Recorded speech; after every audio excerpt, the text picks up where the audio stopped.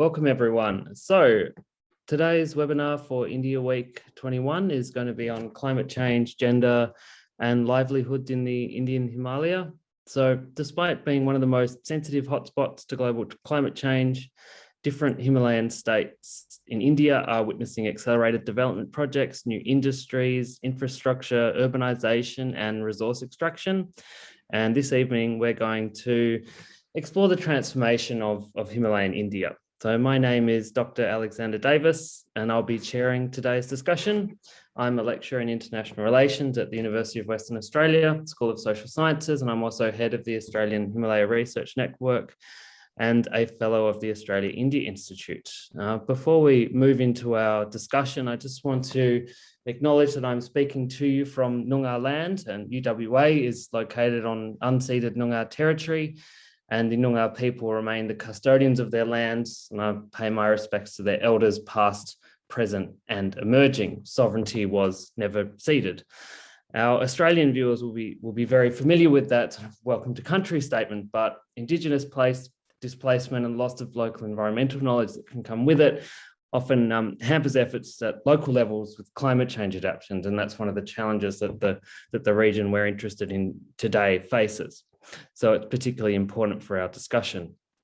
So this session is sponsored by the Australia-India Institute at the University of Melbourne and UWA, and it's also backed by the Australian Himalaya Research Network. And we're going to be exploring how aspirations for development are reconciled with shifts in the environment and how this manifests in the lived experiences of Himalayan peoples. So our speakers will be Associate Professor Jane Dyson of the University of Melbourne. Jane has been conducting ethnographic research in the Indian Himalayas since 2002, looking at gender, work and social transformations.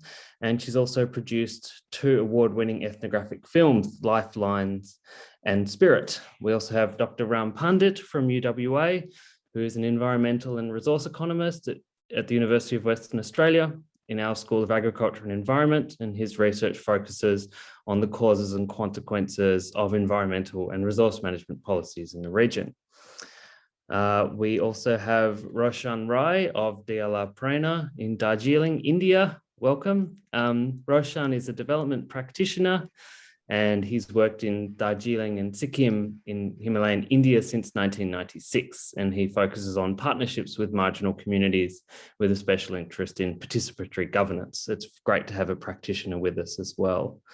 And finally, Mona Chetri is an Australia-India Institute New Generation Network Scholar, and she's worked extensively on urbanisation, environmental politics and development and ethnicity in the Eastern Himalayan borderlands of Sikkim, Darjeeling and also East Nepal. She's currently focused on gender, labour, urbanisation and infrastructure in Sikkim. Welcome, Mona. So a couple of ground rules for the session. Each of our speakers is going to talk for 10 minutes on their research in this area, and then we'll move into discussion. Speakers, do please stick to the 10-minute rule. If we don't stick to 10 minutes, then we won't have any time for our participants and viewers to ask questions, which I think is really important. So for all of you watching, please use the chat or the Q&A function to send in questions. Feel free to send in questions whenever you think of them. And I will keep an eye on these Q&A and chat boxes. And then once our speakers have given their talks, I will synthesize the questions and put them to the speakers. So our first speaker is going to be Ram. Take us away, Ram, and I'll give you a warning when you've got 2 minutes left, a visual warning. So keep an eye on me. Thank you, Alex. I'm trying to share one slide here. Is that visible?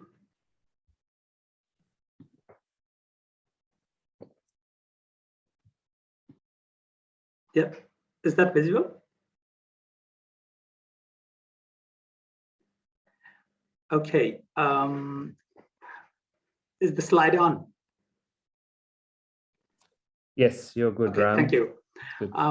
Welcome everyone to this particular webinar looking at the Indian Himalayas and development and other related issues. I would like to start by looking at development as such to discuss a little bit more about the issues that we are experiencing in the Indian Himalayan region. When you talk about the economic development or livelihood enhancement or enhancement of people's well-being in the Indian Himalayas, we need to look at a bit in a broader perspective, what we call inclusive development. Let us put it in that way. When I say inclusive development, it basically means different forms of, in my language here, I'm referring it as a capital. One can think of as a different dimensions or so forth. These different forms of capital, their internal and external interactions that are shaped by the agents that are there, the actions they take on the ground, all the way to the policy level, and the policies that the governments are developing in order to foster the development. They need to be mutually reinforcing to one another. In other words, we need to use or manage or enhance these different forms of capital. When I say capital, whether it is social capital, the trust among the people, the less corrupt government or the systems we have, or financial capital, the availability of financial resources, or technical capital, the technological know-how, the built infrastructure that we have, or the human capital, the health, education, the skill sets that people have, and of course, the natural capital, where we might talk about linking climate change. They need to be mutually reinforcing, shaped by the policies, actions, and the agents they are operating in the landscape or in the area.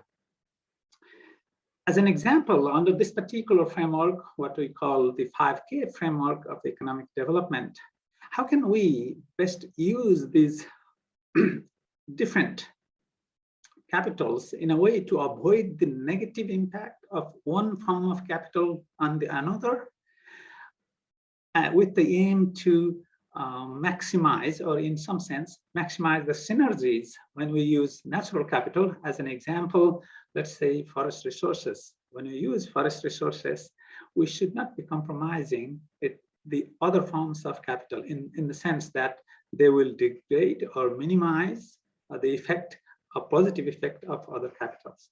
So this is something that we need to think about because of the geography, the fragility, and the landscape, and this setting where the Indian continent or the Indian Himalayas are.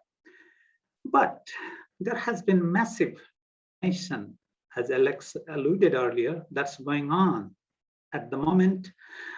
For example, just if you think just about the South Asia alone, the population tripled from 1950 to 2010, and it's getting even more now. In terms of number, it was around 588 million in 1950. It's around 1.6 billion by 2010, and you can add a couple of more million by now. If we think about the urbanization, it is absolutely rapidly moving in that area. Compared to the global average, the South Asia has a greater urbanization rate. In number, if you want to specify a number, at least 2.87% change in urbanization per year compared to the global average of 2.34%. Migration, another influential force within country and outside the country for labor, as a labor migration or a skill migration. You might wonder, currently, if you think of the continent itself, the India stands as the top country where population that was born there are not living there and working somewhere else. Globally, that's the nature of the migration in the continent. If we rank these countries in the Indian Himalayas in order, you will see China comes. I'm considering China in a country which is very close to the Himalayas, and part of it stands third, Bangladesh fourth, and Pakistan sixth. See the transformation, the major thing happening in the continent. For many countries in the region, the main source of foreign currency earning is becoming a remittance. I can give you an example from Nepal. About 28 to 32% of the GDP is being contributed by remittance. So the transformation in the landscape, in the society, in the system is massive.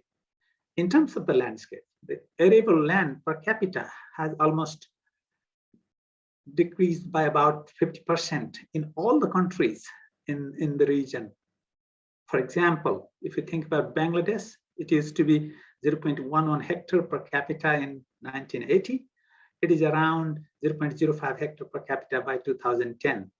In the same trend, in Nepal, it used to be 0.15 hectare per capita in 1980, which is by 2010, it became 0.08 hectare per capita. In India, from 0.23 hectare per capita to 0.13 hectare per capita. And same thing we can see in Pakistan. So whole Indian continent transformed in a massive way, and the arable land available is dwindling. Crop yield, because of climate change and associated impacts, are projected to decline by 30% by 2050. That's what the IPCC is projecting. Water once used to be an abundant resource because of the Himalayas and the river system we have. It's getting scarce these days for a particular purpose. So Indian Himalaya is experiencing a massive transformation over the time. If we link it to very much to climate change or environmental concern, we have been experiencing in our lives there. Just look at what happened a couple of weeks ago or a month ago in the monsoon season. The devastation created by heavy downpour, landslides, flooding, and so forth in India, Nepal, Bangladesh, on that part of the world. It is linked to climate change to some degree because the intensity of rainfall, the landslide, and all these phenomena that are happening are quite devastating. So what I think as a scholar working in this space is to look at, we know this kind of process to look at what are the drivers of change, how they generate the pressure, and then current state, then what impacts the people or on people's livelihood and what the governments are doing. We can think of this framework, but the essence is we need to connect it, even if, as an example, the drivers are population growth, the pressures, land use change, urbanization, the state, degradation of particular kind of environmental assets, the impact. People have been impacted as a result of the changes occurring in the landscape or in the system. Governments are coming along and trying to respond to this change through policies and actions, but the intent of these policies and actions are not to the level that is expected or that is desired, given the intensity of the issue we are experiencing. So what I want to indicate is the Indian Himalaya is fragile. The hot center of the people, population-wise, it carries quite a large chunk of the global population, relying on the nature or natural resources for their livelihood in many contexts. Water, one can imagine in Himalayas, water should not be scarce, but it is getting scarce day by day. And people's lives have been impacted because of the climate change and associated impacts. Whether we talk about glacial retreat or this lakes outburst, the glacial lake outburst, or the disaster associated with climate change and environment are increasing over time.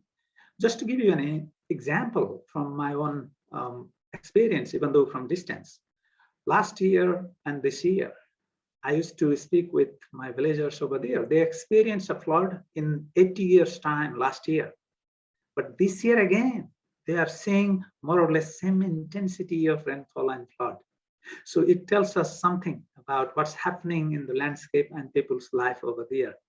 So given this, when you think about development or changing society or bringing things to people's life in a positive way, we need to act in a synchronous way among these different components of development, whether it be in Indian Himalayas or somewhere else. I'll stop over there, given the time that I might have, and happy to take any questions that may arise based on this talk. Thank you. Okay, thank you very much, Ram, and thank you for your outstanding timekeeping as well. You had about 5 seconds left, but thank you very much. So our next speaker will be Jane Dyson. Jane, please go ahead.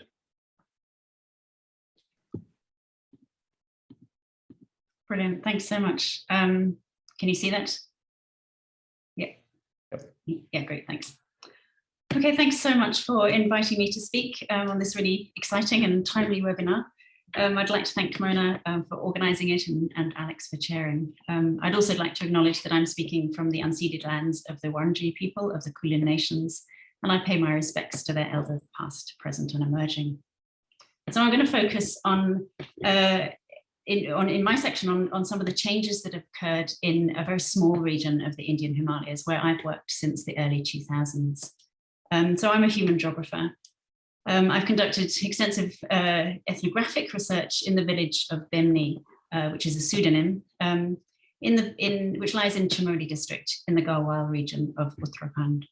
I first spent a year and a half in the village as part of my PhD research in the early 2000s and I've continued to work there ever since. So Bemni sits high on a ridge at about 2,800 meters or just over 8,500 feet. Just below some of India's highest peaks, and you can see Trishul here and Nanda Devi's in the background.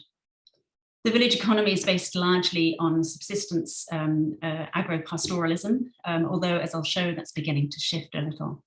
And villagers continue to practice a form of transference. So they move between 3 different settlements at different times of the year. So they spend the winter at really low altitudes, move up to the kind of middle village and then up to higher altitudes for the monsoon, and then back again for autumn and then down again for winter. The maintenance of this agricultural cycle really relies entirely on manual labour. And in the early 2000s, it really depended very heavily on the contribution of children and young people. So this really complex system emerged in which children provided adjustable labour during peak agricultural periods. So they juggled their field and forest-based work with attendance at the local school. And I've written about this in my book, Working Childhoods. Since that work in the early 2000s, I've ended up working with the same cohort of young people as they've grown up, and they're now in their 20s and 30s and some in their 40s. I've attended their weddings and watched their own children grow up. And many have left the village either for marriage or for work. There have also been really dramatic changes in the village over that time as well. So when I first worked in Bemni, there was no road. It was a day's uphill walk to reach the village. There was no electricity, no means of telecommunication. And schooling stopped in the village at grade 5. But in the last 8 to 10 years, we've seen the building of a new road, the installation of electricity and telecommunications. The educational landscape has transformed dramatically, both due to the Right to Education Act and other statewide policies, and investment in school infrastructure. So it's now possible to complete an entire high school education up to class 12 in the neighbouring village while still living at home. And the impacts of these policies and new schools have been really transformative for girls. And you can see in this picture, the girls are in a majority here in this class 10. There's also been a boom in higher education. Both men and women are increasingly studying for BA and MA degrees in the district town. So they do so by correspondence or private degree, living in the village and working the land by day and studying at night. And the young people with whom I've worked have largely been at the forefront of creating many of these infrastructural changes. And Craig Jeffrey and I have written about their generative and prefigurative politics in this context. And I also explored some of these shifts in my first film, Lifelines. And I show there also how these new educational opportunities have really shifted aspirations around employment. And as in so many areas in the Himalayas, there's been a recent rise in employment-driven outmigration. Of course, migration's always been part of life in this region. So trade was once, by the older generation, was once conducted with Tibetans before the Trans-Himalaya routes were cut off. And now men are increasingly looking down to the plains, to the big cities for work. But there still remain a number of seasonal employment opportunities within the region, particularly through the kind of explosion of religious tourism related to the Char Dham pilgrimages. Education and the rise of salaried employment outside of the village has really also created huge shifts in marriage practices. While not long ago, young women sought men with large landholdings and livestock numbers, now it's educational credentials and salaried employment that become the key components of seeking desirable marriage partners. The age of marriage has also shifted really remarkably in the last 3 decades. Women who are now in their 50s and 60s were often married in their mid-teens or even as young as 12 years old, while young women now are getting married in their early 20s. So they're enjoying a whole decade more in their natal home, often combining school or higher education with their farming work. The form of marriages has also shifted dramatically from a bride price system to a dowry style system, with associated huge increases in the costs of weddings, particularly in the last 10 years. This is too complex an issue to talk about here, but it really has massive implications for how the transfer of household finances as well as women's agency. These educational and infrastructural developments have driven a whole load of other shifts as well. So children and young people spend longer in education, leads to the reduction of labour availability and affects everyday agricultural practices. So for example, households have reduced the number of livestock they hold in the last decade or so, as fewer people to work means that they don't have enough labour to keep up with the collection of fodder and bedding for cattle. And of course, with fewer livestock, that means less manure for the fields, and with less organic fertiliser, villagers are complaining about a decline in land productivity. The loss of labour has also meant the dramatic decline in the diversity of crops grown, including all the different staple grains and pulses and oils, as well as foraged wild foods. And villagers really bemoan the loss of nutrition from this once varied diet and an increasing reliance on bought foods. At the same time, climate change has meant much drier, warmer winters. All crops are rain or snow fed only, there's no irrigation. And so the smaller snowpack means drier land and meagre crops. And some plants and trees that used to thrive, such as apples, no longer grow in the region. At the same time, the monsoons become really unpredictable, delivering damaging downpours that have destroyed fields and houses in landslides. The lack of reliable water also means that a whole range of practices have been abandoned. So in the early 2000s, all grain was ground in water mills from perpetually running streams. Now those streams only run for short periods of the year, and villagers now have to pay to use a diesel-run mill, which of course taints the taste of the flour. And other threats have also emerged. There are more wild pigs and monkeys who are destroying crops. And many people have abandoned sections of their land, saying that the constraints now just outweigh their efforts. Of course, for some people, male outmigration in particular, either semi-permanent or seasonal, has been the way to respond to dealing with these challenges. But at the same time, there's been remarkable innovation in the village. There are burgeoning new forms of agriculture. So a warmer climate means that some vegetable crops that were once too delicate to grow in the village now thrive.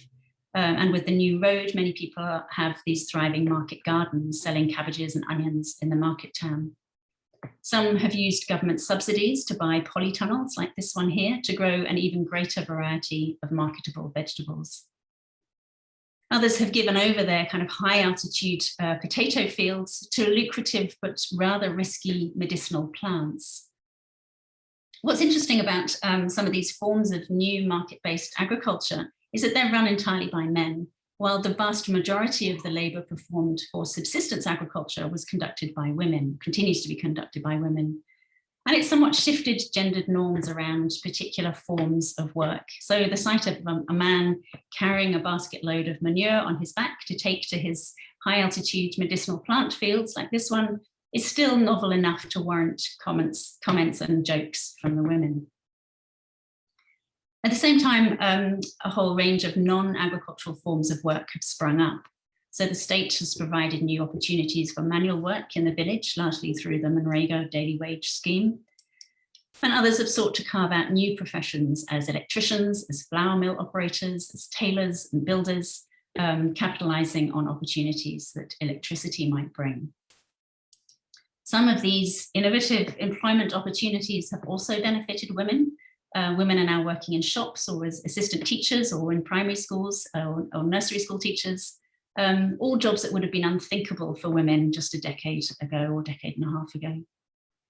These opportunities are not without problems, however. While women might spend some of their days in paid employment, they still remain responsible for the running of the household, the cooking and the washing, the care of the children, the feeding, the milking of livestock, the fuel collection from the forest, and the majority of the hard labor in the fields. So while men might generally be able to substitute one form of work for another, so substituting agriculture for building, for example, women, and often highly educated women, simply add new forms of labor and responsibility to their already really long lists of duties. At the same time, it's taken several years for some women to settle into their new roles. So some women have talked about the perceived shame of sitting in a chair while conducting paid work. Garhwali women are still valued for their capacity for endless physical labor and movement, and many have received criticisms from older generations for the kind of sedentary roles of these new types of work. So the social implications of these environmental, infrastructural, and educational changes are really complex and manifold. They affect employment strategies and aspirations. They upset labor availability and the agricultural cycle.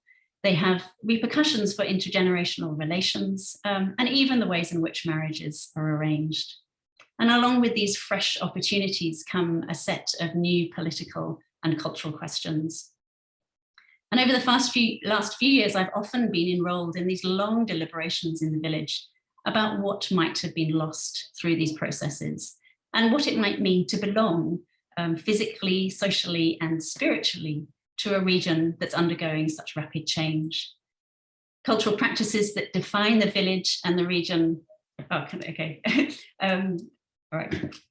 I just was going to talk about this recent film that really talks about how that presents opportunities to gather collectively and reassess common values and aspirations for the future. Thanks, Jane. I'm very sorry to. I know, I was there anyway. Have to cut you off. That was fascinating. I'm sure we can get to some of those issues in the Q&A. So do send in your questions as you think of them. Don't wait until the end, or I won't have as much time to go through them. So send them in as they occur to you. That's for our audience. Our next speaker will be Roshan Rai of DLR Prerna. Go ahead, Roshan. Thanks, Alex. Just give me a shout out when I cross time. Namaste, everyone. Namaste from Darjeeling. I just wanted to thank Mona for getting this organized, but also everyone here across that has got this webinar going on. Just wanted to put into context that I come from Darjeeling and Kalimpong, the only two mountain districts in the state, and we are part of the Eastern Himalaya, but also a transboundary landscape with a very long-standing demand for Gorkhaland, a regional autonomous space. And this manifests into all our discussions and discourses. Just to bring into context that has already been shared by Dr. Ram, is that we are definitely experiencing rhododendrons blooming changes, some of them mostly early. But I think to add on to what Doctor was also adding is that there is definitely a shift and change in the monsoon rain. We are getting heavier rain showers, and the same amount of average rainfall, annual rainfall is there, but the number of days have reduced, and descriptions like Simsime Pani or Saune Jhari, which are specific soft rain, is no longer there, but we also experience fog and frost changes and changes in snowfall patterns, which is lesser. But I think even in my lifetime, I've experienced mosquitoes coming up the hill, and in the work that we've done, we've seen Darjeeling mandarin shifting up the hills, and so these are some of the spaces. But I think for us, the most strongest experience is the rapid urbanization that has taken place, and the Darjeeling town in itself has grown leaps and bounds, and it is mostly a concrete jungle now. But specifically, a new dimension that is emerging is a huge amount of peri-urban spaces that are dotting the landscape. These are technically called in rural spaces, but they perform like an urban space, and this changes, and the changes in the climate is actually manifesting in definitely the water access and spring flow changes that is there.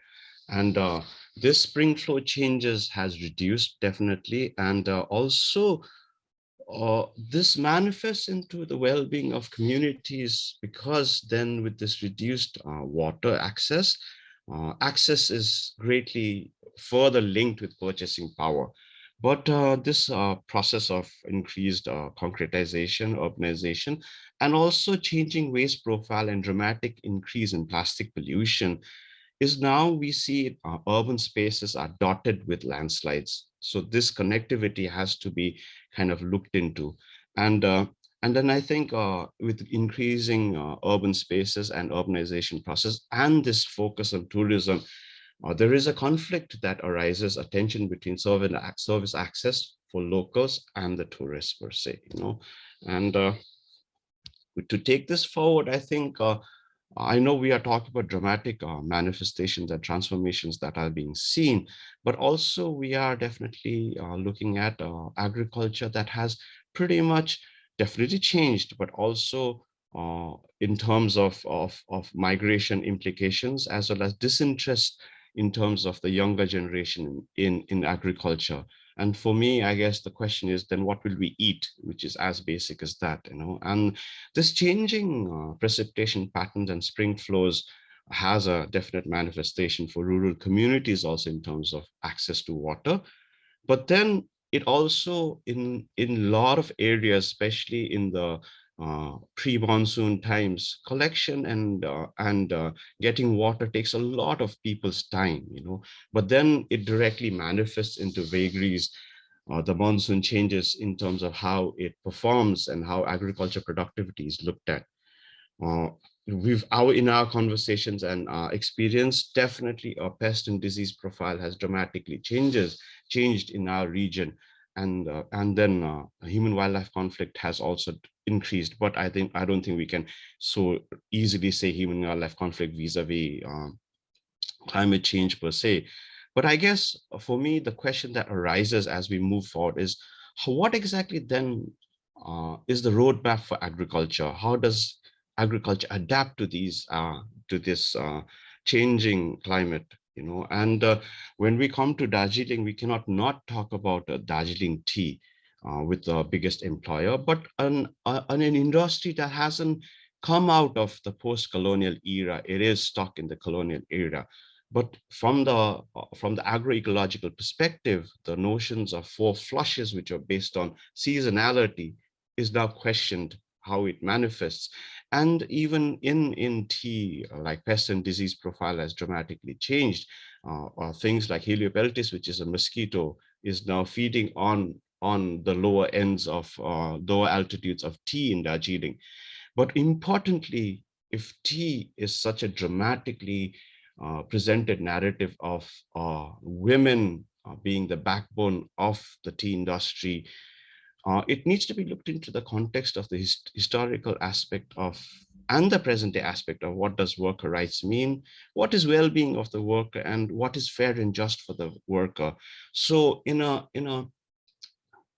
colonial system which is not really fair, this added factor of climate change is a huge challenge, because one is there is a recognition that climate has changed, but what exactly is the long-term vision? How do you address it is something that hasn't really been thought of. And then already challenged access to water and health for workers who live within the tea plantation is further highlighted, and the challenges are made more difficult. We know of tea plantations where in the peak dry season, men and women are getting up at 2, 1 in the morning to collect water so that they can go with their rest of the day in the tea plantation. But something that connects everything in Darjeeling, Kalimpong, in a lot of Himalaya is the road building. And we have seen a dramatic road building in Darjeeling and Kalimpong, which provides access, provides aspirations. But in the context of climate change, road building is also directly linked with disaster. And that linkage in terms of building roads without manifesting more disasters is something that is not really thought of, you know. And all this then manifests into action in terms of the State Action Plan for Climate Change. But if you look at the State Action Plan for Climate Change, it's huge chunks of information which we don't know what to do with, and neither does it seem to have relevance to the mountains as such. But most importantly, how does this kind of information, voluminous information, really bring about action? How does it manifest into convergence and synergies is something that is not represented. So we still have traditional departments working in silos, but a crisis that calls upon us coming together and working and breaking these silos. So I think that's something that hasn't manifested in terms of mountain sensitivity of the state action plan, and also working together. So I'd like to kind of end by saying, like, I think we know enough of the crisis. We also know the intersectionality of the climate crisis, but then how does it really manifest into improving or working with communities and responding to the specific challenges and demands of the urban migrants, the urban poor, as well as the small farmers and the tea workers and forest villagers, is still left to be seen. And there is, in terms of a need for praxis, in terms of how do we work together, how to create knowledge together, that is a need of the hour while addressing these issues of climate crisis. So I'd like to stop for now there. Thank you. Okay, thank you very much, Roshan. So it's good to see some questions and comments coming in. We'll get to those after our last speaker, which is Mona Chetri of UWA. Go ahead. Thanks, Mona. Hi, good afternoon, everyone. Thank you so much to everyone who's here today. Thanks to all the panelists. Thanks to people attending this from everywhere. It's really great that we can put the Himalayas like front and center and these conversations that are so important and that needs to be had, you know. So as I was joking to one of my friends, like, you know, enough of the Himalayas being a side dish, we need to make sure that we talk about it and we bring it front and center.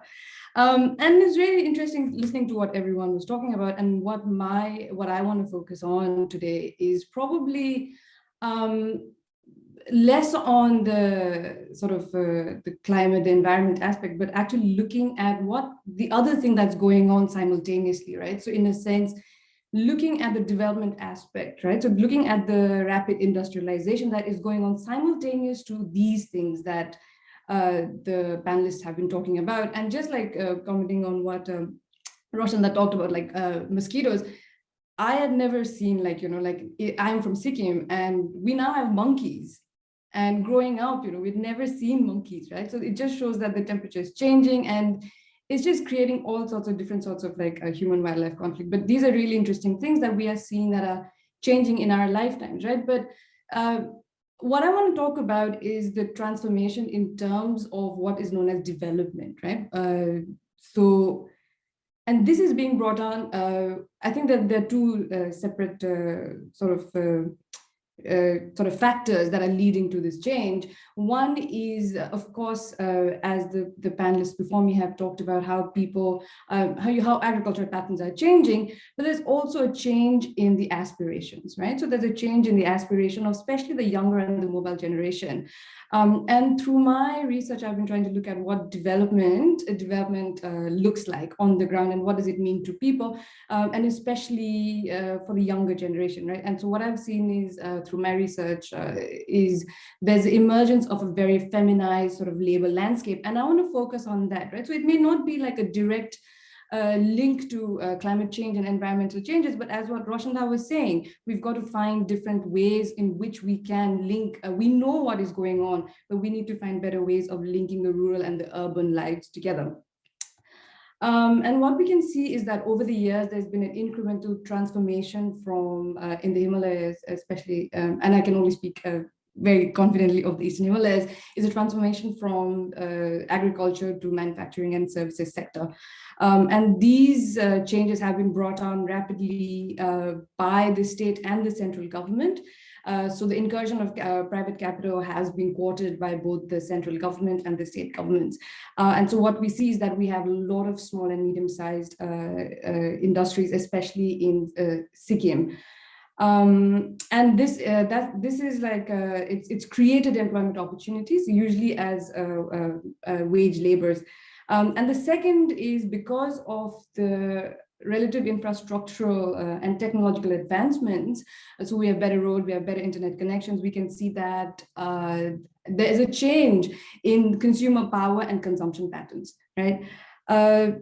So just to talk very briefly to give the industrial context, right? So in Sikkim, we see that industrialization has been catalyzed by the Northeast Industrial Investment Promotion Policy and its success in Northeast Industrial Development Schemes, which encourage private companies to come and set up shop, right? And they get heaps of rebates and whatnot. And in less than a decade, we have seen that there's way more private companies that have set up. And since the implementation of the NEIPP, 116 new manufacturing units were added, of which 56 were pharmaceutical and cosmetic industries.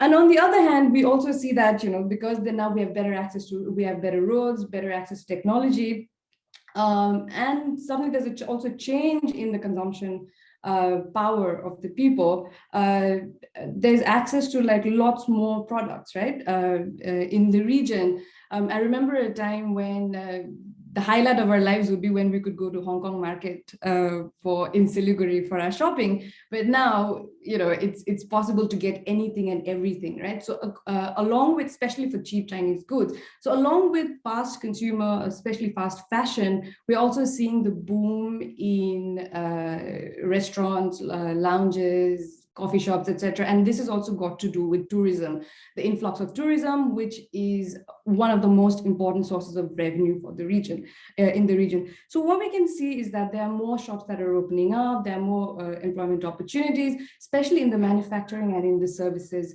sector, right? Which is spurred on by the development sort of incentives by the state, as well as by tourism.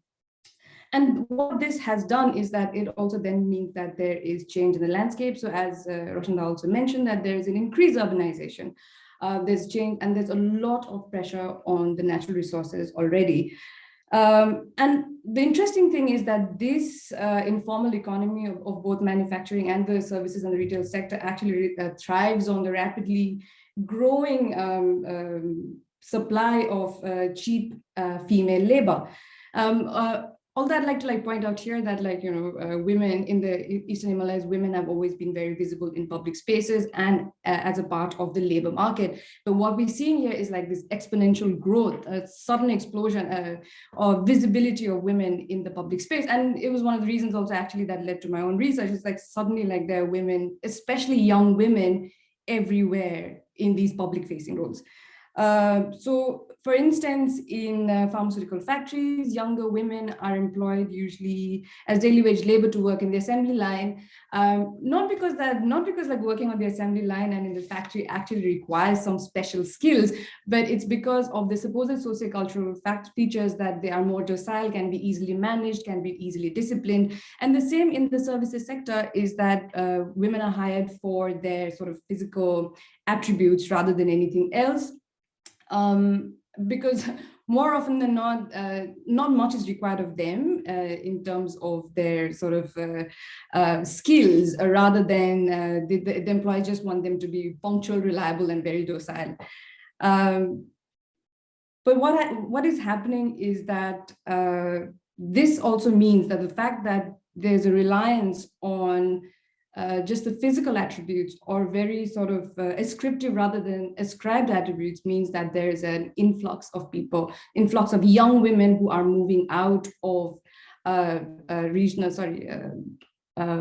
villages and moving to urban and peri-urban areas where there's opportunities for employment, right? And this is very precarious sort of employment, and it relies completely on people's social networks. And although the jobs may look easy, right? You'd say oh yeah, working in a shop or in the factory is looks easier than working in the fields.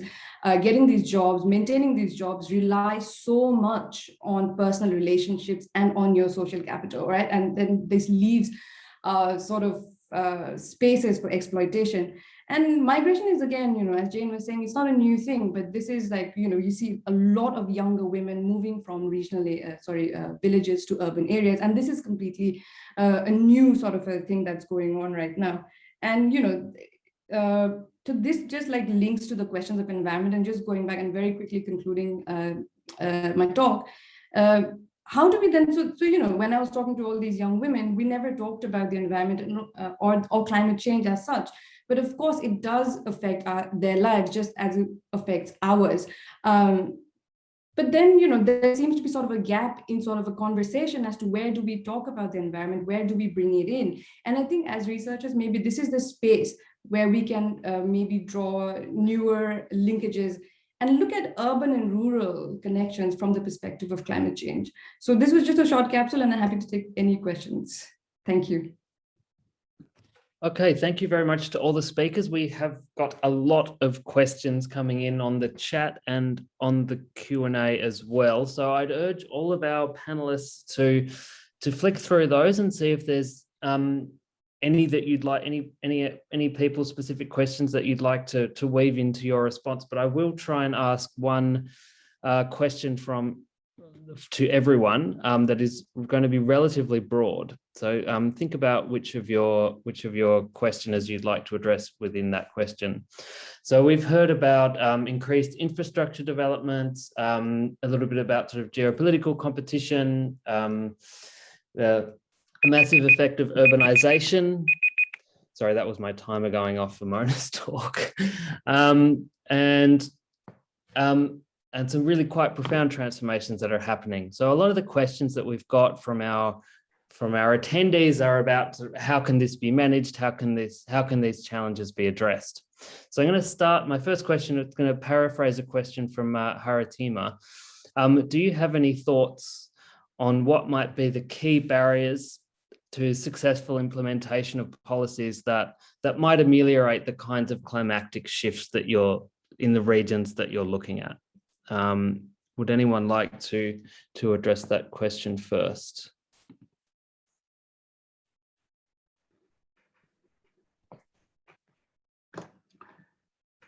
Well, shall I try? So the question is, what shall we do to ameliorate the impact of environmental degradation to have a positive impact on people's life in terms of the policies and action? Is that right? Yes. Okay. I think there are two fundamental things in my mind in terms of designing policies and implementing policies. Designing policies perhaps is not a problem. We see many different kind of policies that have been designed at the international level, national level, regional level, or local level. So what is a disconnect in policy design and implementation to generate the desired impact or output is perhaps the implementation side of the story, and also understanding very much what the actual beneficiaries or the victims of these policies are and what they are looking for. How can we bring changes in their life, positive changes in their life through implementation of those policies? Take an example of climate change policy for that matter. Change has been discussed quite widely, implemented in different levels, but to what extent people's life have been changed as a result of that policy implementation is a different question. We need to assess the implementation side of the things and whether those policies have generated the desired impact or not. So my view on that is understanding the local complexities, because the climate change itself is a phenomenon that has local to global impact.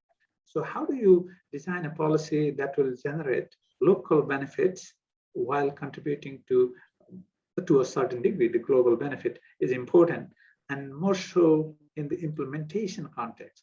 Given the environmental challenges in people's life in the region, back and look very deeply about our policy design process and implementation side of the things, looking not only about a specific place, but connecting it to the other dimension that I alluded a little bit, how that means to the other things. Because in terms of development, we want a sustainable development rather than any sectoral development that will have a significant negative impact on something else that people care about. So implementation is the key in my view. Thank you. Roshan. Yeah, I just wanted to add on that I think the response to it is like, documents are there, right? And if you look at the process of making the documents, I think what has happened is there has been too much emphasis on producing the document and not real engagement.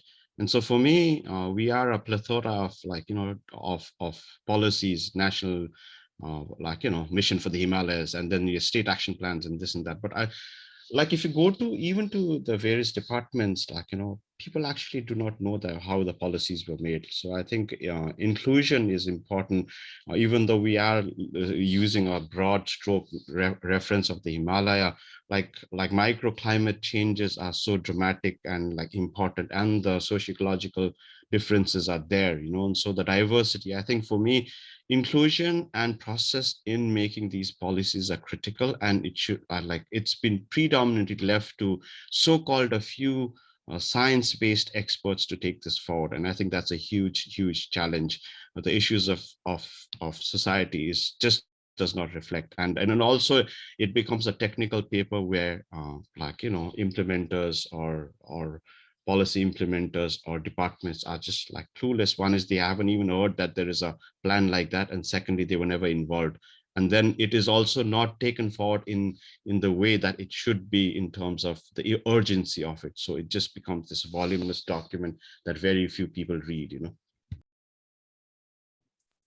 Jane or Mona, would you like to have a go at the question? Mona. Just very quickly, because I think the Ramsar and Roshan have made really good points, but I think the big challenge is reliable data, especially for our region, right? So so that is a really big problem. So maybe that would also be actually a good place to start, is to have the mechanism in place to be able to collect reliable data, then that can be used. And I agree with what Roshan is saying. In my own experience of doing policy analysis of the SAB-CCs, it has been that it's, we get consultants coming in from other parts of the country who are just there to collect files, and then they go and compile it, right? So I think better engagement and very localized understanding of what's going on, instead of just focusing on creating a document, but actually to be engaged and involved in the process, and reliable data would be, I think, the way to go forward. Jane, would you like to have a go at this question? Yeah, I don't think I've got anything more to add to that. I mean, I would also echo what Mona said about actually, enrolling more situated, grounded knowledge as well, and rather than big numbers. Okay, well, this question is perfect for you, Jane. So I'll put this one to you. This is from Lavanya, who wants to know if the feminization of agriculture, as well as work in rural and urban life, has improved traditional knowledge-based activities or business, as tribes are the main population and women are called to be the main custodians of traditional knowledge. Do you think that the shift in knowledge practices and the shift in women's work has had any implication for traditional knowledge, which might be important to mitigating local climate changes?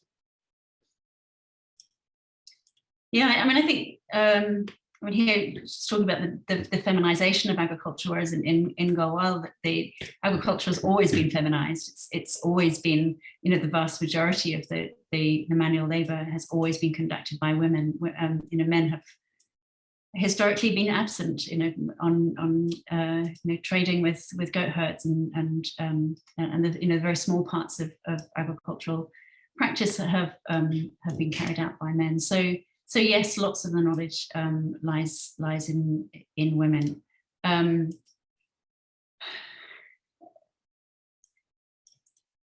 So I suppose the question is, are they the main custodians of traditional knowledge?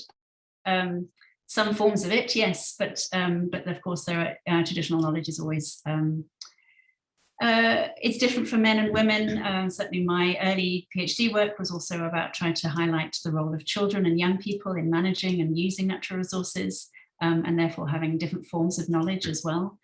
So I think we need to think quite carefully about local knowledge as being kind of differentiated across gender and age, and making sure that we access all of those without thinking about going to the older men for local knowledge or going only to women. So let's think in kind of diverse ways around that. Okay, we have a question here from Sanjeev, which I think probably can go to the whole panel. And it's about the relationship between dealing with these kinds of problems and the state, or relying solely on the state or on the public or private sector. So Sanjeev asks, how can we bring in the private sector to play its role in mitigating disasters and work with communities? Does anyone have any thoughts on that question? I mean, of course, it's impossible to work without the state, but talking about the Sikkimese experience, bringing in the private sector has actually been really bad.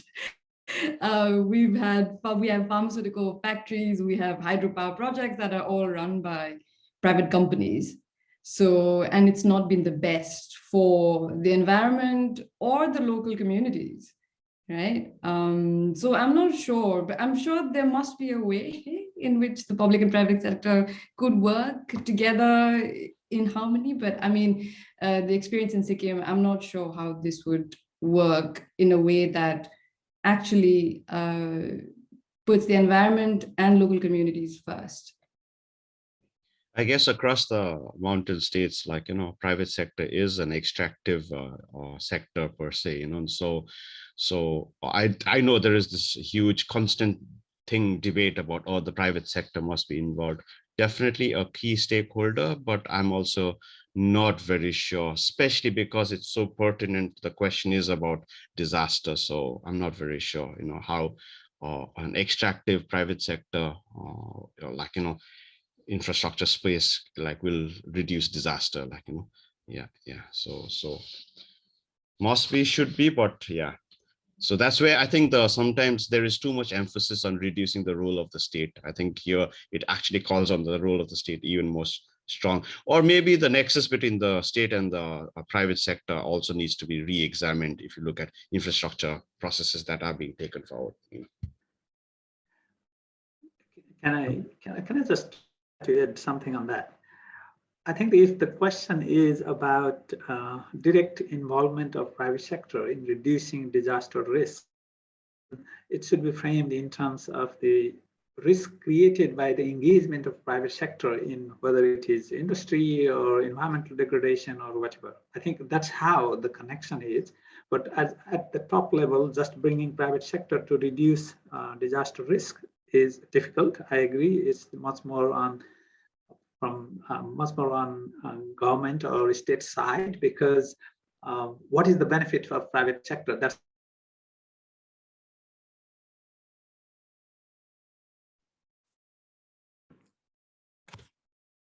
to what extent we can regulate the negative consequences of the actions of the private sector on the environment, on the society.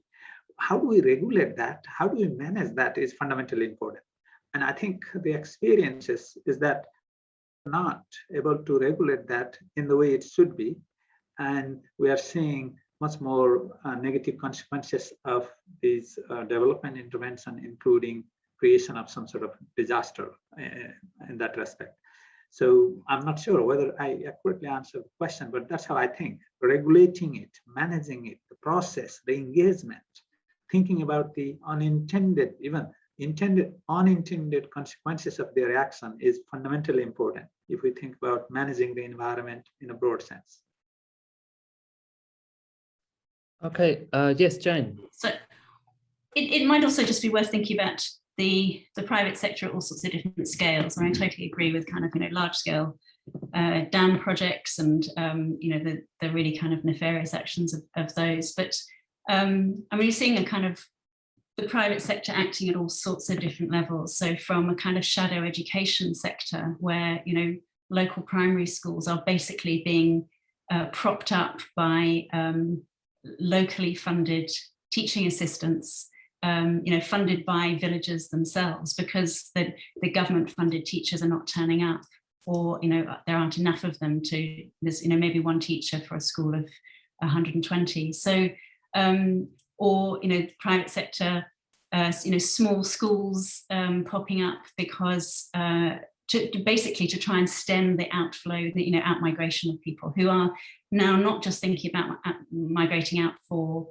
for work, but also to get their kids a decent education or to get access to decent healthcare. So actually kind of, small, really small scale initiatives that are actually deliberately popping up as a way of stemming the demise of rural areas in these places. And the same too for NGOs bringing in kind of new market opportunities for market gardens or medicinal plants, and actually providing kind of new private sector jobs for at a very, very small scale. So I think we need to think kind of quite carefully about the private sector often acting as this kind of shadow state in these areas where the state is maybe not functioning that well, even in situations where the state has had a huge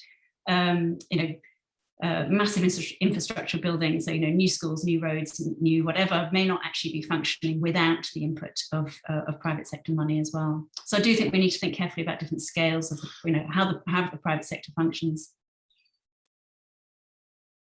Unfortunately, we have gone for our full hour already, and we do have a great number of excellent questions to go through. But so I'm just going to give each of the panel members a chance to give a quick concluding statement before we close the webinar. I would just add to our audience, if you have asked a question that you would really like answered, then you can still email our panelists, and I'm sure they'd be happy to get back to you with an answer. Would anyone like to make the first closing statement for us?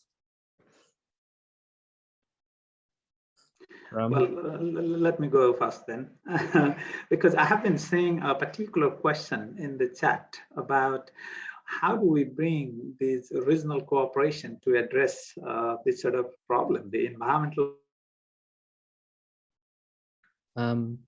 I think Ram might be frozen there, unfortunately.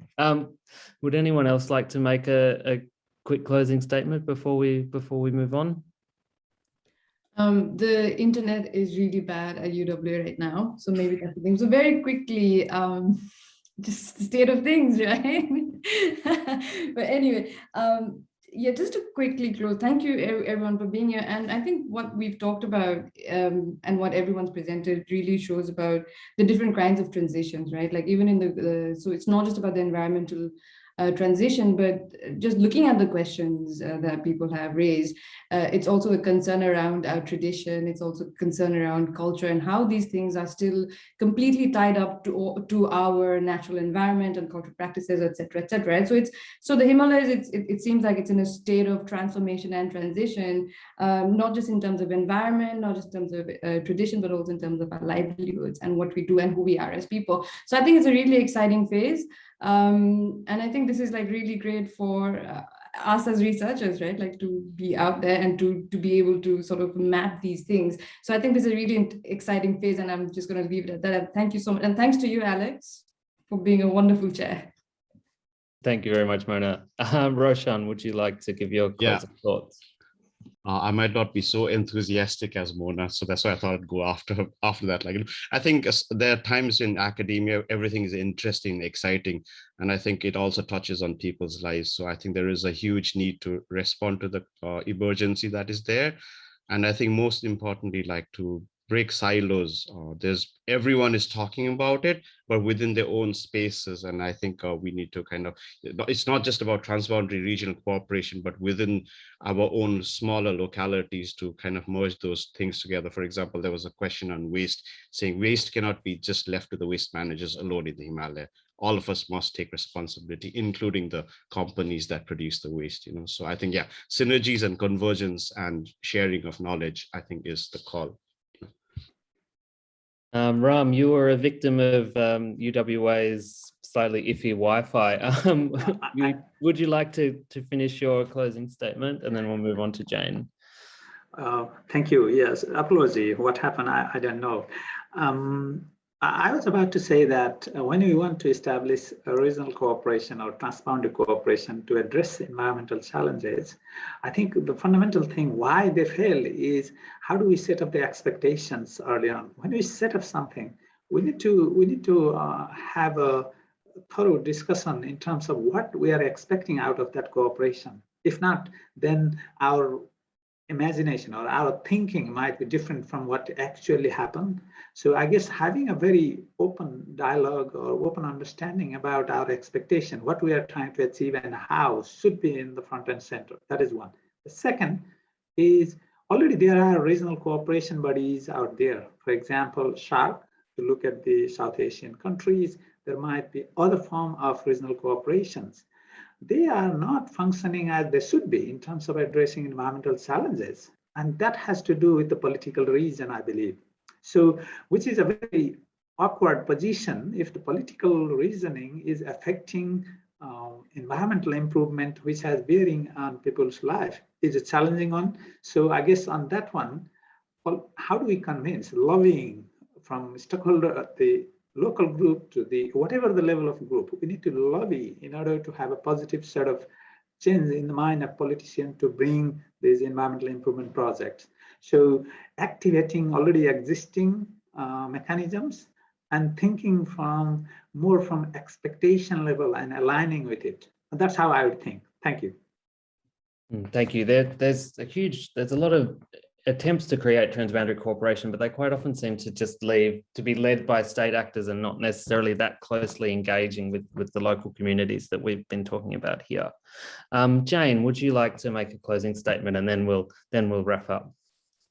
I was just about to say the last line of what you just said, Alex, actually. So, predictably, as an ethnographer, I'm, always taking it back to people. And kind of just a sort of final call for thinking about the people who are living in these areas, no matter what their education or their role or their job, or how disconnected from other forms of circuits of capital or whatever they are. Everyone is in their own right a kind of social analyst. And certainly over the last kind of 15 years in the village, all the conversations I have are around, what do we do? This is changing so fast. Okay, now let's think about it. And people's perspectives and perspectives on changes and challenges seem to change every 6 months. So I think actually, including people as social analysts who are just as attuned to thinking about the complexities of the world within which they're living is also where we need to start or continue. Thank you very much, everyone. There's some lovely stuff happening in the chat with old friends catching up and stuff like that. But unfortunately we do have to leave it there, having already gone 10 minutes over. Thank you all for joining us, and thank you to all of our panelists for their fantastic insights this afternoon. And thank you to the AII for organizing and facilitating this webinar. Thank you all, and we'll hope to see you again soon.